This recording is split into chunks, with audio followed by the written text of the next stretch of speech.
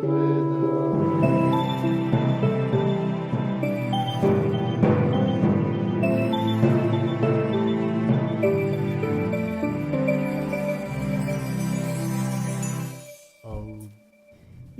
से कुछ आपने शायद ये अनुक्रम देखा होगा।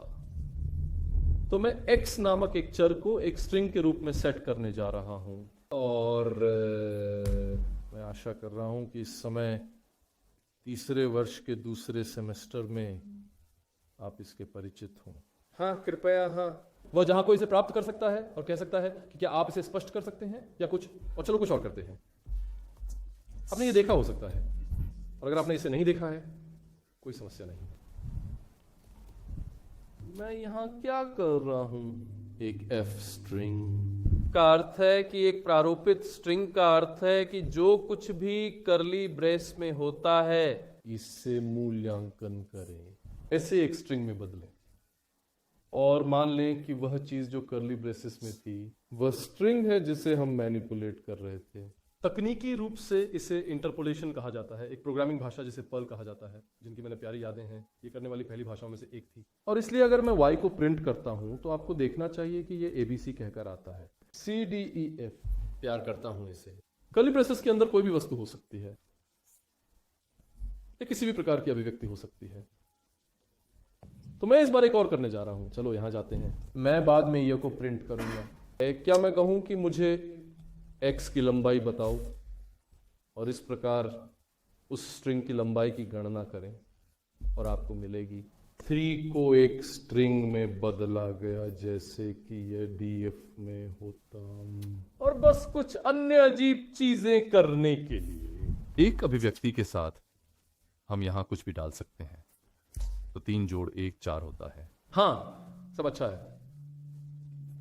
अगर आप वास्तव में फैंसी महसूस कर रहे हैं तो आप यहाँ अन्य पागल चीजें कर सकते हैं, जैसे कि आप प्रारूप स्पेक्टर डाल सकते हैं कहने के लिए देखो इसका आरंभ 7 से होना चाहिए। मुझे लगता है कि मैंने इसे सही किया है। इससे पहले 7 शून्य, और इसीलिए ये ले रहा है 3, और फिर इसे कॉलम के रूप में फॉर्मेट करना। एक और जिसका मैं खुद को बहुत उपयोग करता हूँ। मेरा मतलब है मुझे कुछ ऐसा हो सकता है जैसे जब मैं कुछ डिबग कर रहा होता हूं, मैं अक्सर इस नोटेशन का उपयोग करता हूं। तो अगर आपके पास एक प्रारूप स्ट्रिंग होती है और अभिव्यक्ति के अंत में एक समान चिन्ह होता है, तब यह प्रिंट होता है जो कुछ भी यह था मूल्य के हिसाब से, लेकिन बराबर के चिन्ह से पहले यह वास्तव में आपके द्वारा कही गई बात को प्रिंट करता है, और इसलिए इसे डीबग करना काफी आसान हो जाता है। मुझे बताओ कि x की लंबाई क्या है, और यह उसे प्रिंट करता है। लॉगिंग और डिबगिंग के लिए सच में अच्छा है। ठीक है, तो ये मैं जिसके बारे में बात कर रहा हूं वह बहुत अधिक संबंधित नहीं है, लेकिन ये समानांतर रूप से है। तो पाइथन में यह धारणा है कि संशोधक, जब आप एक स्ट्रिंग का परिचय दे रहे होते हैं, और यदि आपने पाइथन में प्रोग्रामिंग की है, शायद उस समय आप प्राथमिक स्कूल में थे, आपने ऐसा कुछ सामना किया हो सकता है। मुझे यूनिकोड स्ट्रिंग की आवश्यकता है। यहां मैं एक चीनी वक्ता पर निर्भर करने जा रहा हूं क्योंकि मैं शायद इसे सही कर सकता हूं। नहीं, अच्छा, वहां तुम जाओ। ये परिचय करने के लिए कि निम्नलिखित स्ट्रिंग ASCII स्ट्रिंग नहीं है, ये यूनिकोड स्ट्रिंग है, और स्वाभाविक रूप से वह प्रिंट होगा। सभी की पसंदीदा चीनी वाक्यांश जो पाइथन संस्करण 2 में आवश्यक था, लेकिन पाइथन संस्करण 3 में हर स्ट्रिंग को एक इकाई माना जाता है। यूनिकोड स्ट्रिंग, जब तक आप इससे पहले एक b निर्दिष्ट न करें, जो मैं एक क्षण में करूंगा, बल, तो वह u के साथ या बिना u के बिल्कुल वही काम करने वाला है, वही बात। लेकिन यदि आप कुछ पुराने कोड की देख रहे हैं तो आप ये सोच रहे होंगे कि वह u क्या है, और उत्तर था कि मैं इसका यूनिकोड एनकोडेड संस्करण संग्रहित करना चाहता हूं। अच्छा, अगली चीज जिसके बारे में मुझे बात करनी है वह बाइट्स की एक श्रृंखला है। बस इसका एक अच्छा उदाहरण सोचने की कोशिश कर रहा हूं। तो मैं एक और चर बनाने जा रहा हूं, हम उसे z कहेंगे, और जैसा कि निकला मैं बस इस तरह एक अनुक्रम में टाइप करने जा रहा हूं। और मेरा कहने का मतलब ये है, मैं इसे x के समान बनाता हूं, तो इस समय मेरा x चर और मेरा z चर, यदि मैं वास्तव में उस डेटा की जांच करता जिसे वे इंगित कर रहे हैं, तो वह बिल्कुल समान दिखाई देगा। वह क्यों है? अच्छा, क्योंकि यद्यपि ये एक यूनिकोड स्ट्रिंग है, मैं बाद में इसके बारे में बात करूंगा, लेकिन ASCII अक्षरों को कोड किया जाता है। संक्षेप में वह 3 बाइट लंबी प्लस एक नल अक्षर अंत में है, और मैंने बस एक 3 बाइट लंबा बनाया है बाइट स्ट्रिंग। अंत में कोई नल नहीं था। अब अंत में एक नल है, और अगर मैं जीत की ओर देखूं तो ये इसे एक निश्चित तरीके से प्रदर्शित करें।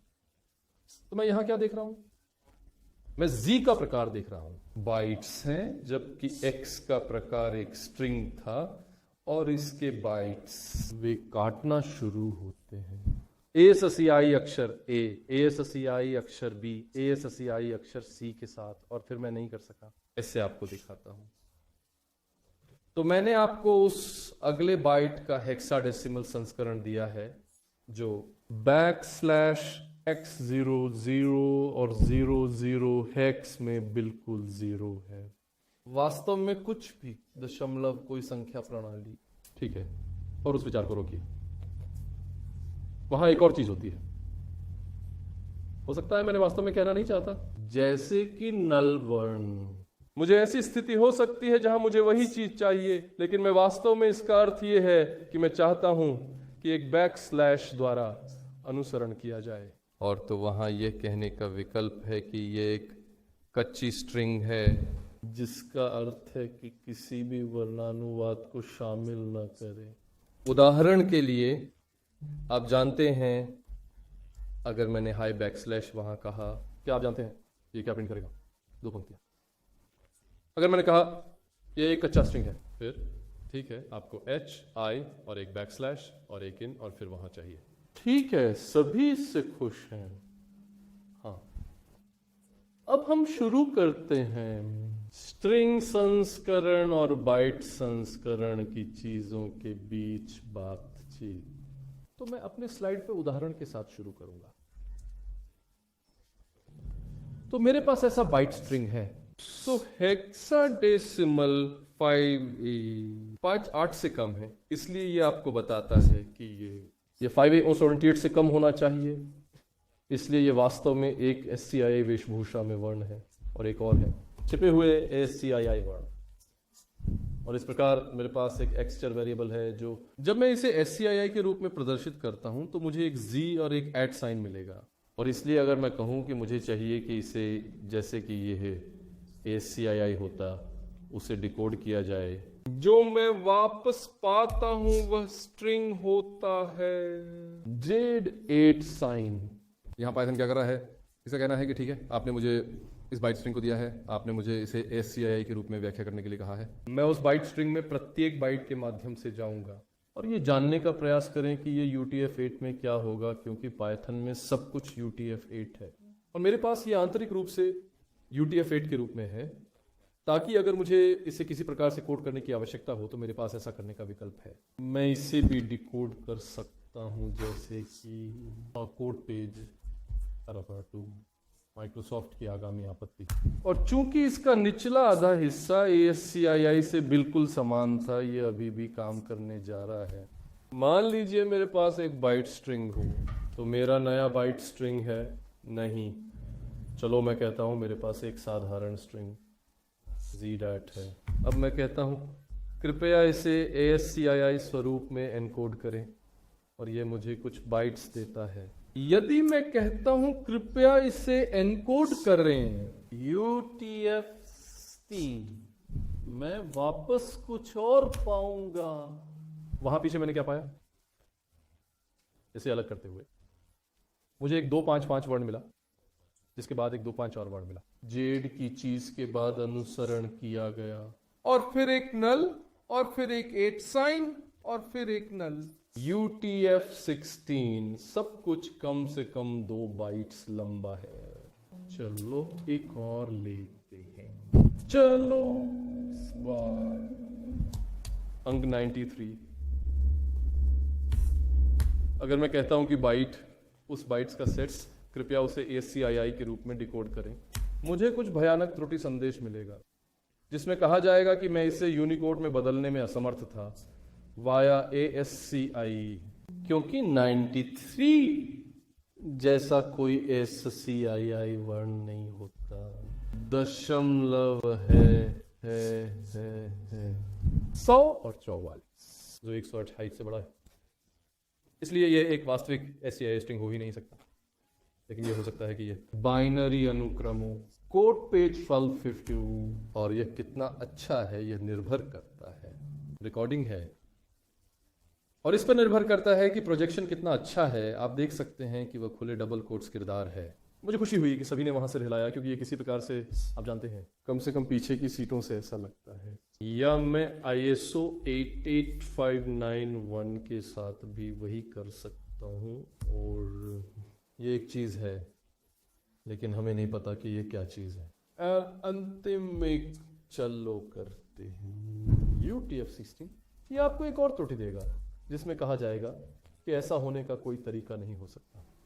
जब भी आप बहुभाषी डाटा के साथ काम कर रहे होते हैं, आपको ये स्ट्रिंग मिल सकती है, आपको इसे भी मिल सकता है एक पूरी तरह से सामान्य अंग्रेजी दस्तावेज में, क्योंकि अगर किसी ने इसे कोड किया है और इस कोड पेज 1252 के रूप में कोड किया गया है उदाहरण के लिए, और आप इसे कुछ और पर खोल रहे हैं और आपने मान लिया कि ये SCII था। Bank crash kaboom. चलो एक और छोटा कार्यक्रम लिखें।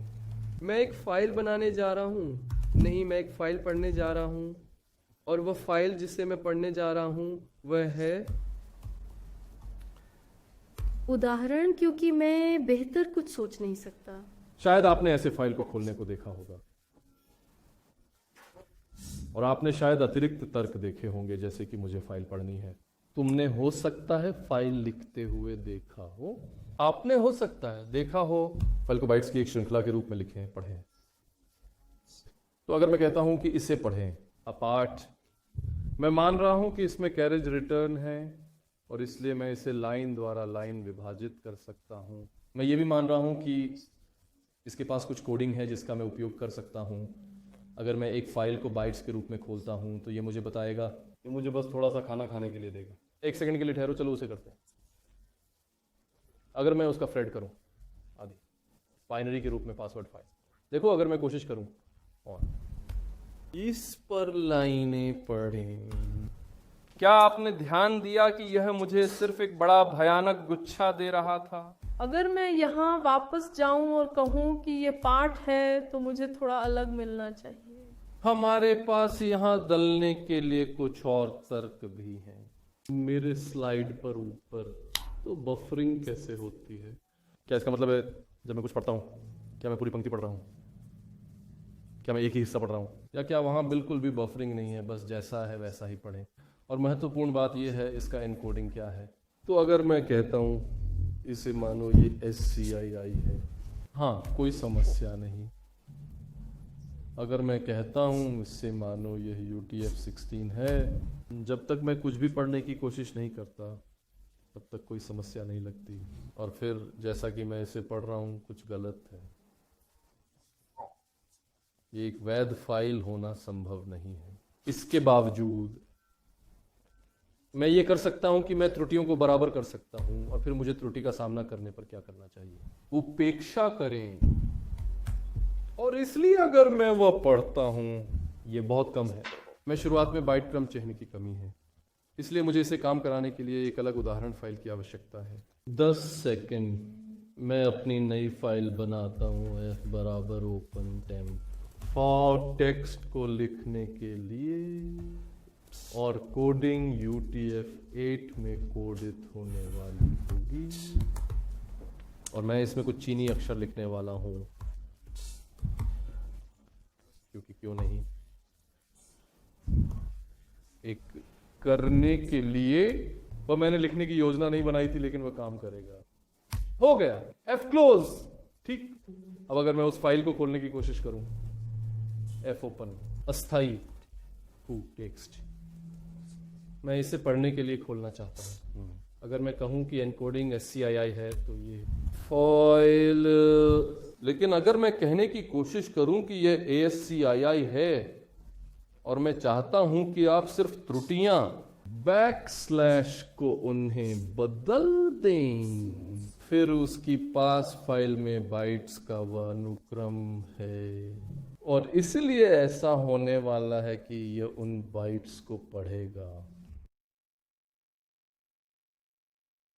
तो मेरे पास मेरी एफ फाइल है जिसे मैंने एक कोडिंग फॉर्मेट में लिखा है और नीचे जहां मैं इसे पढ़ रहा हूं मैंने एनकोडिंग निर्दिष्ट नहीं की, इसलिए यह डिफ़ॉल्ट रूप से UTF-8 पर जाता है और वह विफल होता है। जैसा कि आप यहाँ नीचे देख सकते हैं UTF-8 पर डिफ़ॉल्ट किया गया। बाइट स्थिति 0 पर क्या हो रहा है इसका पता नहीं लगा सकता, क्योंकि पहली चीज़ जो इसे दिखाई देती है 255 जो हर UTF-16 फाइल का पहला वर्ण होता है, उसे दिखाना होगा कि इसे किस बाइट क्रम में संग्रहित किया गया है। या यहाँ एक और है जहाँ मैंने इसे UTF-16 के रूप में लिखा है, लेकिन फिर एनकोडिंग की घोषणा के बजाय मैंने कहा केवल मुझे इसके बाइट्स दें। और तो जब मैं पढ़ता हूँ वापस मिलने वाली फ़ाइल जो मैं प्राप्त करता हूँ वह एक स्ट्रिंग नहीं है, मुझे बाइट्स मिलती हैं और आप उस पाठ में थी वास्तविक बाइट्स देख सकते हैं। थोड़ी पढ़ाई के साथ आप वास्तव में समझ सकते हैं कि वहाँ क्या हो रहा है। द FF और फिर द FI वह है, ये बड़ा भारतीय है या छोटा भारतीय। फिर हमारे पास एक H होता है जिसके बाद एक नल फिर एक E होता है, जिसके बाद एक नल फिर एक L होता है, जिसके बाद एक नल के बाद एक L और फिर एक नल और फिर। ये पढ़ना कठिन है लेकिन यही कह रहा है।